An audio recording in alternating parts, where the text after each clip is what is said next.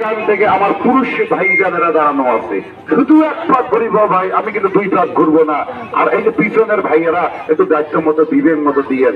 যদি কোনো মানুষ না দিয়ে চলে যান, আপনাকে কিন্তু দাবি নিয়ে বাড়িতে যাইতে হবে। কারণ আমি গাড়ি ভাড়া করিয়ে মাইকিং করে আপনার বাড়িতে বলি আসছি, 10-20 টাকার বিনিময়ে দেখতে পারবেন, আপনি দিবেন না। কি জন্য দিবেন না ভাই?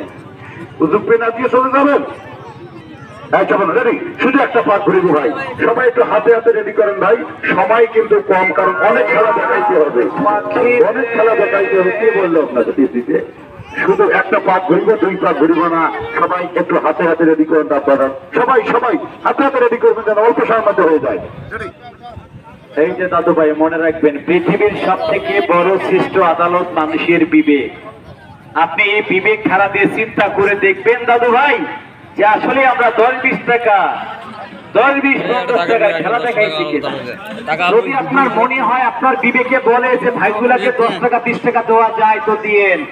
আর যদি আপনার ওই ন্যারো মন মানসিকতা থাকে দাদু ভাই, যে না আমি দেখবো তবে দিব না, আমি